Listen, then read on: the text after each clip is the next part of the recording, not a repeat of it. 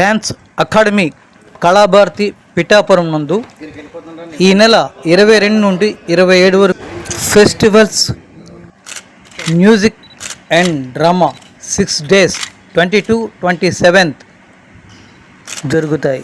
Sir మీరు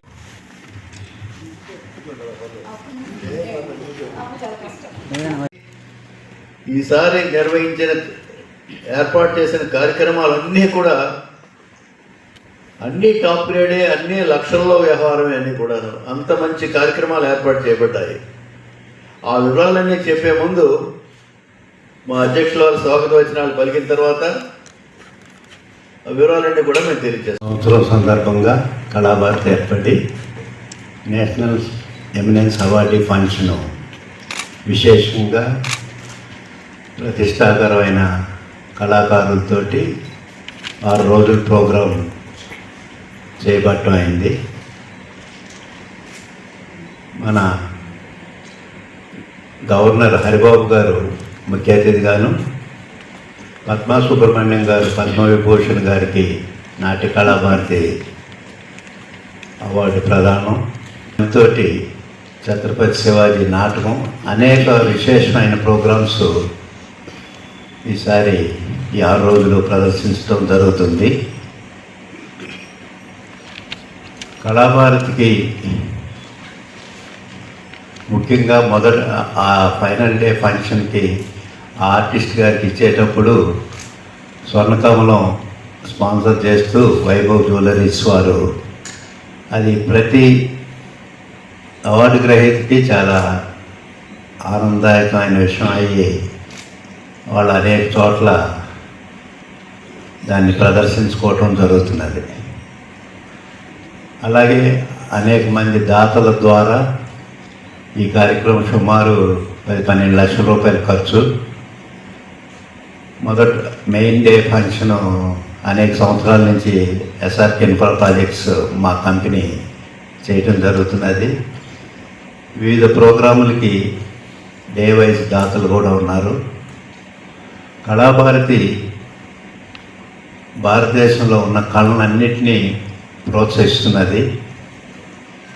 మీ యొక్క కృషి వలన ఈ ప్రోగ్రామ్స్ అన్నీ అందరూ తెలియజేయటం వలన ఈ మధ్య ఆడియన్స్ కూడా పెరిగారు.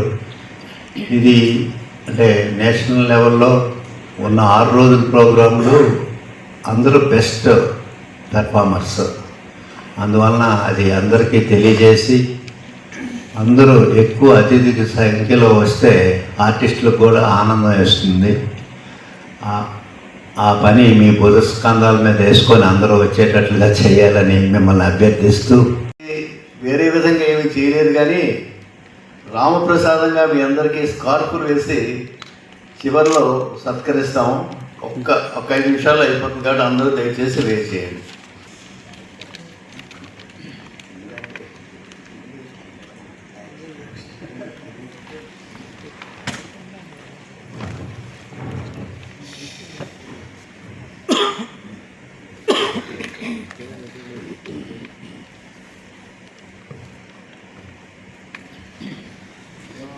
యాక్షన్ డిస్ప్లే చేస్తున్నాం సార్. అయిపోయిందా?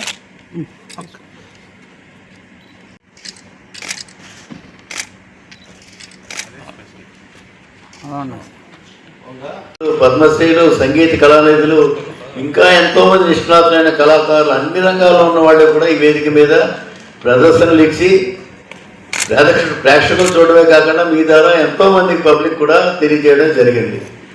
ఈసారి 40వ సంవత్సరం మూలాన అన్నీ కూడా ఇందాక రాజావారు చెప్పినట్టుగా ఉన్నత స్థాయి కచేరీలనే ఏర్పాటు చేస్తాం. అంటే ప్రతిసారి ఏ సంస్థ అయినా 1-2 మంచిది పెట్టుకొని మిగతా కానిస్తారు. కానీ ఈసారి ఏ ఒక్కటి కాంప్రమైజ్ అవ్వకుండా 6 రోజుల ప్రోగ్రామ్స్ కూడా చాలా పెద్దగా ఏర్పాటు చేయడం జరిగింది. మొట్టమొదటి రోజు ఈసారి నార్మల్గా ఇనాగ్రేషన్ మొదటి రోజు పెట్టుకుంటాం. కానీ ఈసారి ఆర్టిస్ట్కి కుదరకపోవడం వల్ల ఆఖరి రోజులు పెట్టాం సన్మాన సత్కార సభ. ఆ సన్మానం 27వ తారీఖు ఉంటుంది. దానికి ముఖ్య అతిథిగా హరిబాబు గారు, మన విశాఖ వాస్తవ్యులు, గవర్నర్ గారు, హిజ్ ఎక్సలెన్సీ ఒడిశా గవర్నర్ గారు వారు వస్తున్నారు. ఆ విషయాలు చెప్తాను మీ తర్వాత. మొట్టమొదటి కచేరీకి ఈ ధర్మలావే అంటే 4-5 రోజుల క్రితం రాష్ట్రపతి అవార్డు తీసుకొని, సంగీత నాటక అకాడమీ అవార్డు తీసుకొని, పల్లవి చక్రవర్తి బిరుదాంకితులైనటువంటి స్థానిక కళాకారిణి డాక్టర్ పంతుల రమ్మగారితో ఓపెనింగ్ అవుతుంది మా 6 రోజుల ఉత్సవాలు కూడా. వారికి పక్కవాద్యాలు వాయించిన వాళ్ళు కూడా ఇద్దరు కూడా సంగీత నాటక అకాడమీ అవార్డు ఇస్తే, అలాంటి వాళ్ళు మృదంగంపై సంగీత నాటక అకాడమీ వైద్యనాథన్, అలాగే వైలన్ మీద వారి భర్త ఎంఎస్ఎన్ మూర్తి గారు, అందరూ టాప్ గైడ్ ఆర్టిస్టులు ఇద్దరు కూడా. కంజిరాపై మెడ్రాస్ నుంచి వస్తారు అతూర్ రాజా గణేష్. ఈ కచేరీ ఎంత బాగుంటుంది అంటే మీరు విని మీరే చెప్తారు ఎంత బాగుంది అని చెప్పేసి. అలాగే స్పాన్సర్ గురించి చెప్తాను.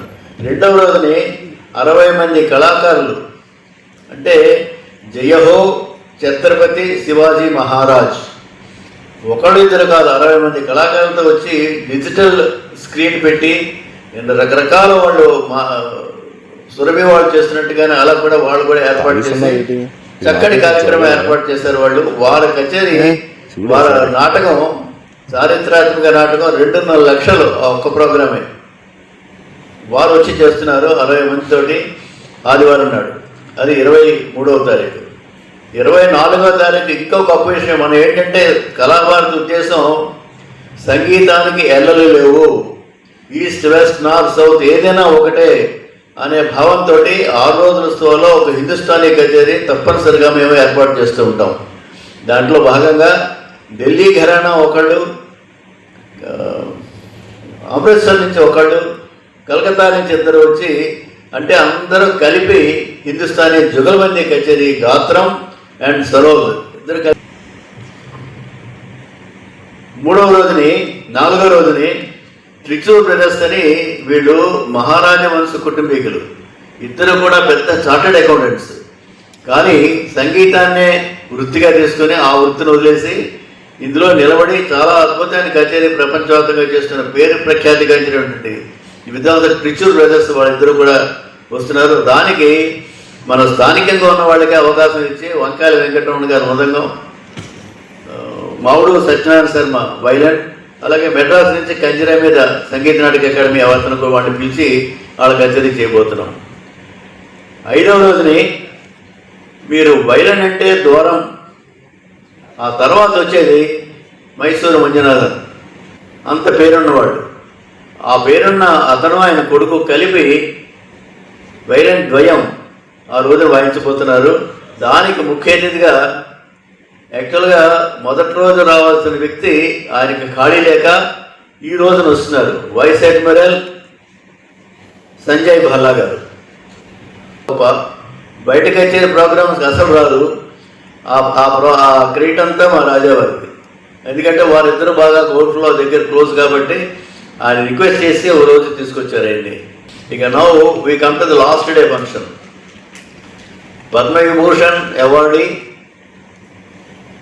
అలాగే సంగీత నాటకంగా అవార్డు కూడా ఉంది ఆవిడికి, డాక్టర్ పద్మా సుబ్రహ్మణ్యం గారు.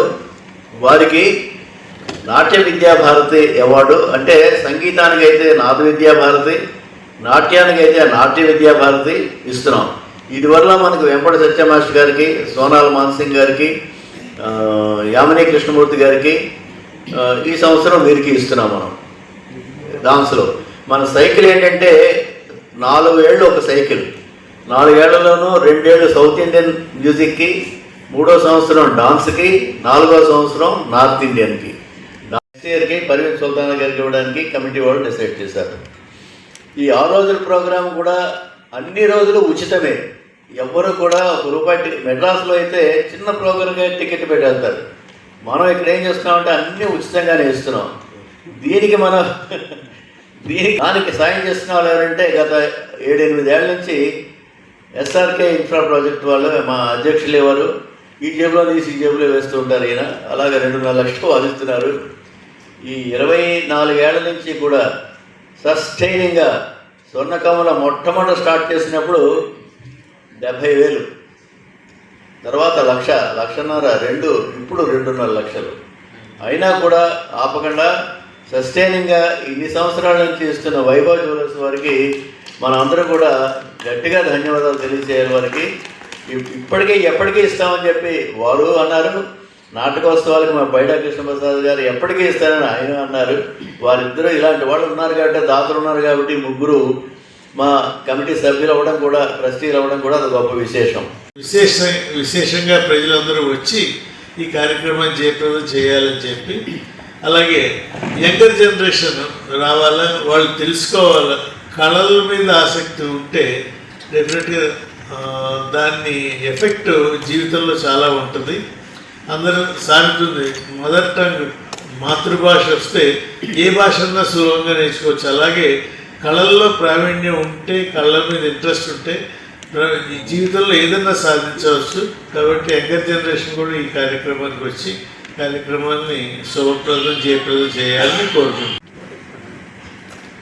ఈ రోజున ఇక్కడికి విచ్చేసిన మీ అందరికీ మొదటన మా హృదయపూర్వక నమస్కారాలు. ఈ ప్రోగ్రామ్ని కండక్ట్ చేయడంలో ఉన్న అంతరార్థము, మనము మన సంస్కృతిని ఎలాగా మన పైకి తీసుకొస్తూ ఉంటే మన కల్చర్ అనేది డెవలప్ అవుతుంటే నెక్స్ట్ జనరేషన్ పిల్లలకి అందరికి కూడా, ఈరోజు నా భార్యాభర్త ఇద్దరూ వర్క్ చేయాల్సిన నెసిటీ అయితే వచ్చేస్తుంది. రావడం వల్ల మనము ఇంట్లో అంతగా పిల్లలకి ఎంకరేజ్మెంట్ ఇవ్వలేము. కాబట్టి ఇలాంటి ప్రోగ్రామ్స్ అన్నిటినీ చూస్తూ వాళ్ళు అవేర్నెస్ తెచ్చుకుంటూ దాన్ని జాగ్రత్తగా మన సంస్కృతిని వాళ్ళు పైకి తీసుకురావాలనే ఆలోచనతోనే వీటన్నింటినీ కళాభారతి ముందుకు తీసుకొస్తుంది. సనాతన ధర్మం కానీ వైదిక ధర్మం కానీ కేవలం కళల మీదే ఆధారపడి ఉంటుంది అని బాగా నమ్మిన మనిషి శంకర శాస్త్రి గారు. నిజం కూడా అదే. ఎందుకంటే కళల వలన ప్రాపగేట్ అయినంత ఫాస్ట్గా చదువు వలన అవ్వదు. చదువు ఎక్కువ టైం పడుతుంది. కళ ఇవాళ సాయంత్రం వచ్చి ప్రోగ్రాం చూస్తే వెంటనే మనసుకి ఆహ్లాదంగా ఉంటుంది, ఆనందాన్ని నలుగురితోటి పంచుకోవచ్చు. అటువంటి కళల్ని ప్రతి సంవత్సరం, ప్రతి నెల, ప్రతి వారం, ప్రతిరోజు ప్రజలకు అందించాలనే భావనతో